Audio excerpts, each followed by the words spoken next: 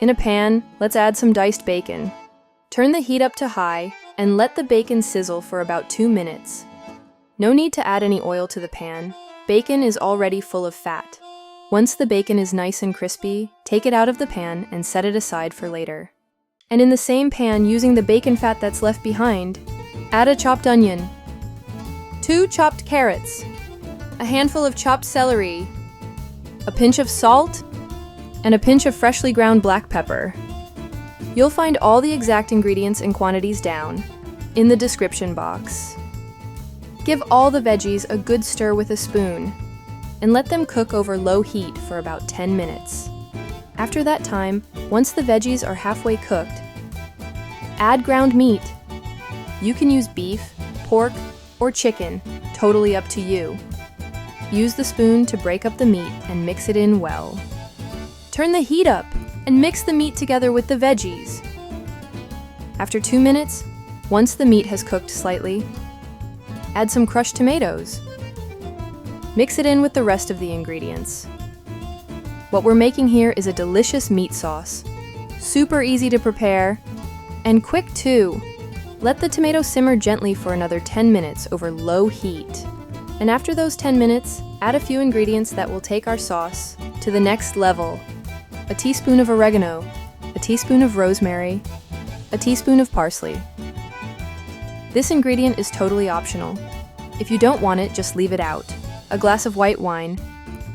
And this next ingredient might surprise you. Half a glass of milk. Trust me, the milk makes it unbelievably creamy. You won't believe how good it tastes. Add back the crispy bacon we cooked at the very beginning. And for now, all that's left is to mix everything together and let the sauce simmer gently for about 30 minutes. Meanwhile, let's cook the pasta. In plenty of boiling water, add a small handful of salt. Add the lasagna sheets. These days, most supermarkets sell pre-cooked lasagna sheets. If you've got those, perfect! You can skip this step entirely.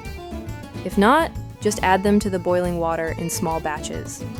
And let each one cook for about 3 to 4 minutes until it softens up nicely. While they're cooking, stir them gently and often to make sure they don't stick together. Once they're cooked, take them out of the water and place them on some paper towels until they cool down completely. You can do this step while the meat sauce is still simmering. Perfect!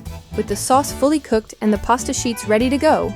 First, spoon a few tablespoons of tomato sauce into the bottom of a pan. Spread it evenly across the bottom of the pan. This sauce acts like a lubricant. It'll keep the lasagna from sticking to the pan.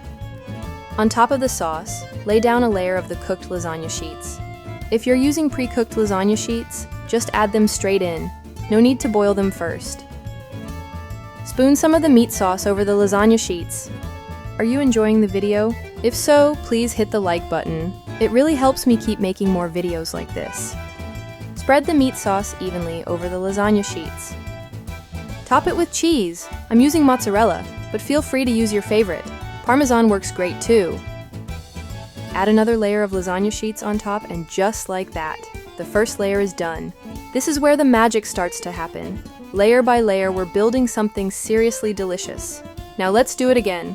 Another layer of meat sauce, another layer of cheese, another layer of lasagna sheets, and repeat the whole process with another layer. And once we've built all the layers, 3 to 4 is usually just right. Finish it off with one last layer of meat sauce. And top it off with more cheese. And top it off with more cheese. Traditionally, it's topped with bechamel sauce, and you can definitely go that route. But to keep things simple, just using cheese works deliciously too. Plus, since we're making this without an oven, it actually turns out even better this way. Place the pan over medium heat and cover it with a lid or even a plate. Let it cook for about 15 to 20 minutes, just enough for all the flavors to come together and the cheese to melt beautifully. And that's it! With just a pan and a little patience, you've got yourself a delicious oven-free lasagna that's packed with flavor. If you enjoyed this recipe, don't forget to like the video and subscribe for more easy and tasty dishes.